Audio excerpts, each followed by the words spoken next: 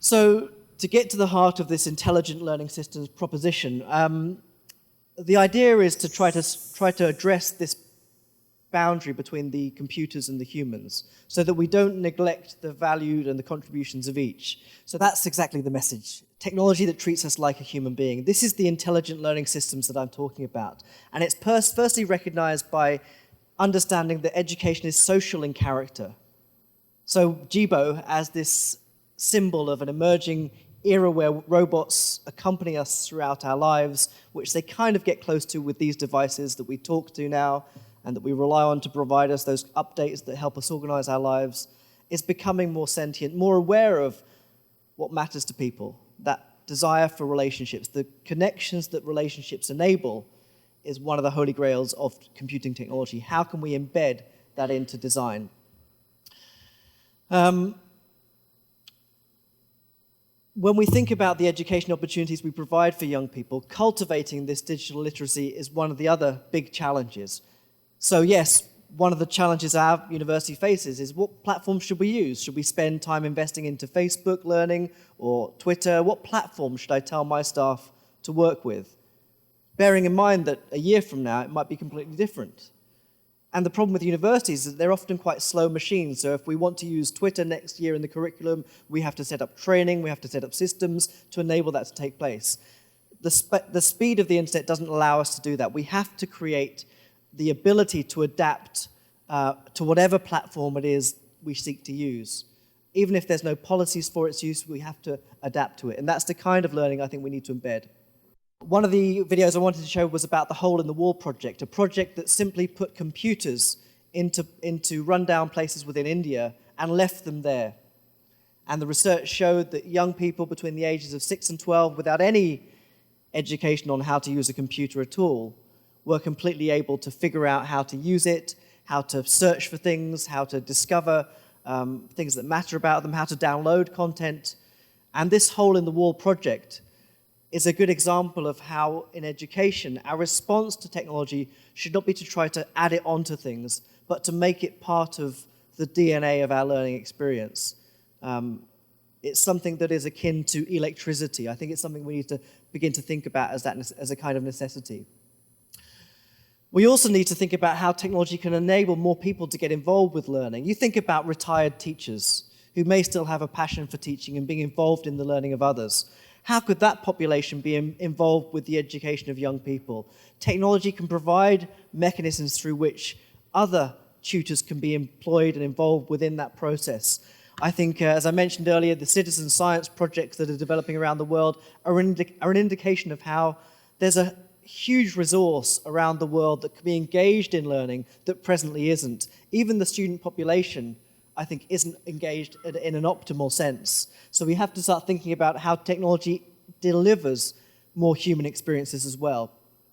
But we also need to think about how the development of artificial intelligence might allow additional learning experiences as well. One of the insights that would come out of data is, as that initial video that I showed indicated, how the machines can be learning, and Anders mentioned this towards the end of his presentation as well. The capacity of machines to teach each other is one of the exciting aspects of this. I've got a colleague who is, he's a composer, but he also works in AI, and he's designing robots that teach each other to sing.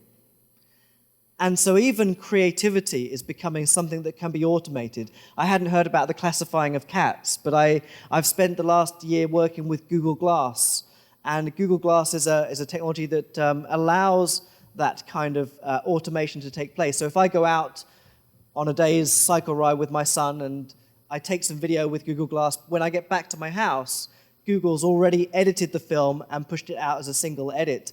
So this automation within the creativity process, I think, is fascinating. It's challenging because it asks us to think about what it is that defines our human contribution. If the robot can take the picture, what's left for us to do? I think there's a lot, but I think it's that predicament that we face.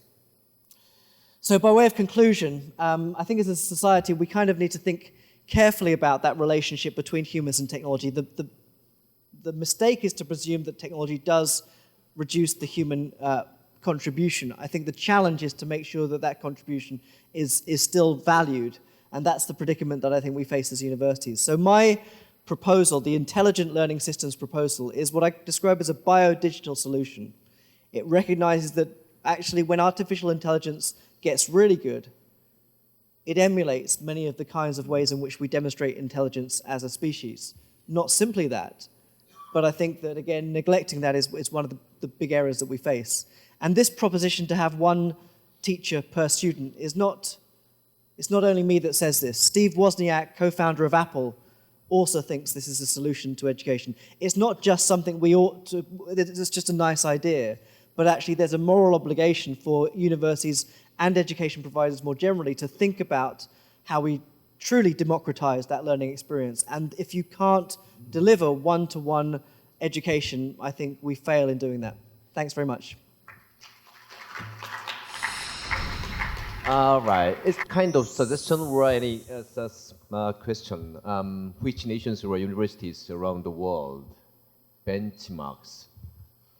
If anybody knows, the universities can good tips for these benchmarks, and please post it, okay? And we will talk and sharing the information of the benchmarks. And okay, digital natives. And so all now three presenters were talking about initial need anyways. We are teaching and we are educating the digital natives actually. I am not. Maybe I am migrants to digitals or slightly outside digitals. Maybe I don't know, but I can't decide. All right. We just talked, it's okay, democratization. Excuse me, can I call you King? Yeah, sure. All right, King. King talked about democratization. You can hit something. It's King, right? As the King has talked about democratization of digital world and as using that technological renovation or revolution for our democratization of the knowledge, and the very focus on the social. Okay, it's just as Professor Miah gave a wonderful presentation for what the social. Now, as real world, we can remember that it was 1989, the socialists were born, but now as the digital introduced us that the social at the moment. And it's a personalized education and the collaboration and the research and the decoupling time and space. It's in East Asian old sayings, we call that the human and the time and the place. It's, we East Asian people, well, it's Korean people, name that three interactions or three gaps. It's we call the human beings is interactions between men and women, as the interactions or gap between persons, and we call time. It's as a between time, or it's in Korean we can speak that 인간, 시간, 공간 means it's the time we call, it's that the between time and the interaction between time, and we call space, it's between spaces and the in between spaces. So maybe the new technologies now can give us a challenge or opportunity to interact or make it big gap. And so we can remember when we always London Underground, they broadcasting mind the gap. Maybe it's London Underground we have to mind the gap here. And some questions are already prepared, and I'd like to ask you that what will be the shape of personalized education or democratization of education? Well, I mean, I'm quite interested in this second question from the BC. It's Because as an academic, I think that I entered this world in about the turn of the millennium, and already by that point it was apparent that there's a desire for academics to have more of a public presence. And it was also apparent that what's happening in terms of an academic's own research around digital media is that it becomes a tool for research, not just a way of communicating with the public, but actually for discovering new research. I give you one example that I mentioned to others last night is Journal Map, which is a platform that simply maps academic articles onto a geographical map. So if you're an environmental scientist and you've spent some time in Borneo and published a series of papers from that region, this platform will look at the URL, the DOI, the universal identifier of the article, will scan the website where that article is based. It will identify the geographical areas in which the research took place and will integrate it within its system. So you can go to this map and see how many articles have been published out of this particular region of Borneo in the last 5 years. So this is a good example, I think, of how the process of being an academic, of being a leading scientist, is increasingly reliant on being able to navigate these platforms. And so this question about whether tenure may in part be dependent on your capacity to be digitally native, I think is absolutely true. It may not be explicitly labeled in that way, but if you can't use these systems as an academic, you lose your cutting edge in your peer group. And I'm someone that no longer goes to websites to look at journal tables of contents. The table of contents comes straight into my Twitter feed, and I click on something that might be of interest to me. So the technology is developing new ways of discovery for academics that I think is crucial to their research development. Thank you. I think for this digital literacy issue, it is not a matter whether it should be used as a criteria for evaluation tenure or so. In fact, I would pose the question as the following. What is tenure anyway? I think in a lot of university, tenure is no longer something which is very meaningful in that sense, right? Mm-hmm. You can do whatever research you want to do. You can secure whatever grant you use. I think right now we keep on talking about teaching and research. That is the criteria for defining what tenure is. But on the other hand, if you look at an institution, if the purpose of it is to advance knowledge, is to disseminate information, interface with the public, if you see that as the purpose of institution, collectively they may have a more effective way of delivering this, then I would say that collectively all these elements should be counted towards so-called tenure. But what does that mean? Does it mean that you will have a lifetime job? That doesn't mean so, because over time, this kind of value is keep on changing, and you need to adapt to it. And I think that we keep on using the term, it's adaptive, right? So in a way, right now, it seems that at a phase that when we're going through this transition, this digital literacy seems to be at this cliff, whether you jump or you don't jump. And so you see that whether we should include that. I believe that in 5-10 years, as time will change, that a majority of the faculty members in the university, in fact, they are all digitally literate. And in that case, basically everybody can do it. And it's a matter of their competency or proficiency, how far they are in terms of delivering what they're supposed to deliver. I think that becomes the key. And so in a way that I'm always taking a more policy approach to look at is that as university administrators, we need to think about what we want our university to be. Is it an educational platform? Is it something to drive new innovation? Or is it something simply to hold on to this 19th, 20th century university structure? You want to stay as that way. And once you have defined that, then you know what criteria you use for this tenure. Right. Okay. Right. Just to add to this, I think this is increasingly being looked at by governments, being looked at by universities, by society, and we have actually excellent examples in the UK where when evaluating the research, you have to look at the impact. Then you have to define what is impact, of course, but increasingly there are various projects to look at how to quantify societal impact, how to look at the social media presence. And as for universities as well, I mean, there are even web rankings of universities. But the other point to this is that, to go back to the students, it's what the students are now growing up with. They will expect this. So they will expect this from the teachers, your son. They will expect it from the university teachers. But I think also we need then for the university system, for slightly older people like me, to have the support system to work with around all of these platforms.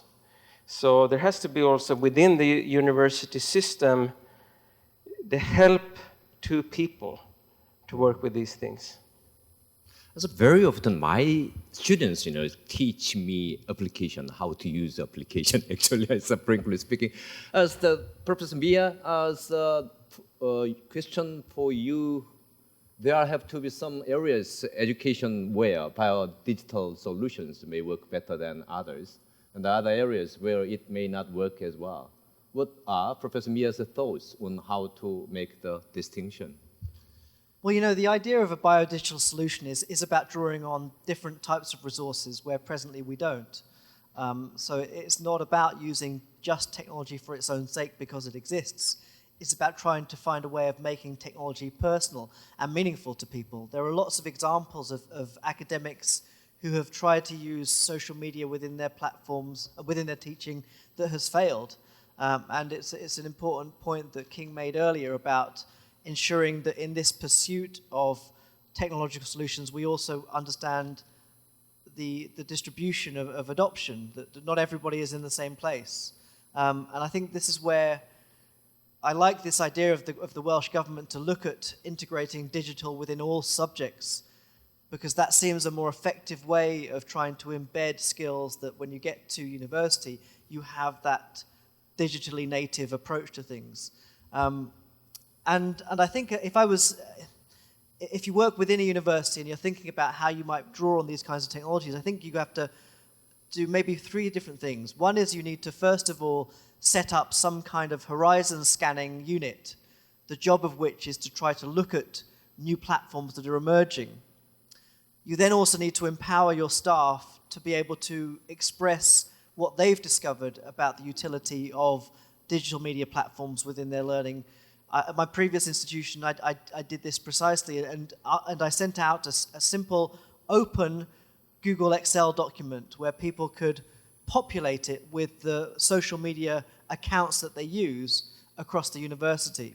And there were around 300 different Twitter accounts that were being used by academics that the central university had no knowledge of, but were being used within the delivery of teaching in some way. And I think that's I think as a university, that's something that you can try to do, is to create community around these initiatives. Because I suspect that within your own institutions, you will discover, if you go through this process, that there's a lot more practice taking place than you'll be aware of. I think the third thing that we need to do is approach what is being described in the UK as a kind of bring your own device for learning approach to education. So increasingly now, instead of trying to provide the technology for students to learn, computer rooms and so on, we're encouraging students to bring their devices to the lectures, to use them within the learning process. And when you do that, you allow a student then to make the connection between their personal lives outside the classroom and the teaching that takes place within it. And the mediating entity is the digital device that they hold. If you ask the average student what applications they have on their mobile phones, how many of them are about learning, or indeed how many of them are about the university life that they have, I suspect very few. But why on earth should that be the case? Why are these devices not also a place where students go to for their learning experience? We are missing out considerably if we fail to occupy these spaces in some way. Okay, so we can get, it's a very important idea. It's a teaching and learning. It's not just linear or as just a one-way system. It's just linear and very comprehensive and interdisciplinary works. The teacher is, is no more only just teaching. So teachers have to run and teaching and acting and making something else. Okay, so now in this case, we just, it's a machine is machine, or device is device, but all is up to human beings. But now we have to progress some more. Machine learning, okay? As Dr. Karlsson, as machine learning or deep learning. In principle, we have a better expert here, but I really like the comment that this is really about working with the technology and making it more human. So we are interfacing with it better.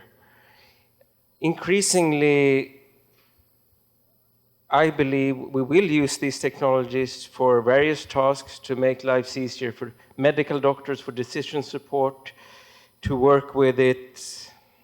It's already used, as everybody knows, in financial industry, transactions. Of course, this will continue. The point is really who is in control. Well, I thank you very much. What are your key takeaways from this session? Well, I think the main thing is that the world of digital technology in education is vast, and as educators we need to do more to help students and academics to discover more about this world, to understand how to use it more effectively within the classroom, and to make it more part of their research discovery process. There are over 2.5 million mobile apps available across Apple and Google stores alone.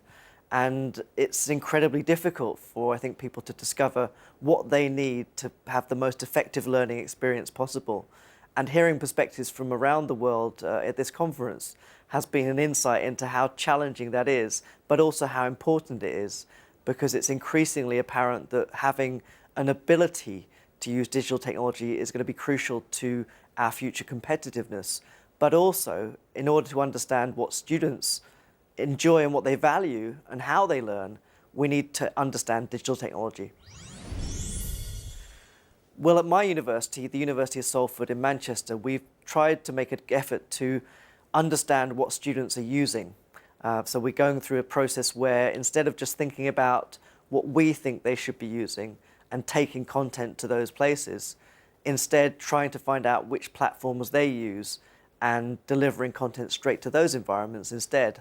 So if our students are on Facebook or Twitter, then we have to think about being able to occupy those places. And instead of just delivering content on PowerPoint or Microsoft, we have to be able to deliver it so that they can read and access things on mobile devices. At the moment, that level of integration really isn't apparent, but that's partly because habits and conventions are changing very quickly. So as a university and as a sector, I think what we have to do is develop systems that allow us to very quickly respond to changes within digital conventions, so that we don't get locked into systems that nobody's going to be using 5 years from now. It's almost every year we would need to change the kinds of focus that we have in our delivery to ensure that we're delivering to places where students inhabit, but also giving them experiences that are cutting edge and innovative.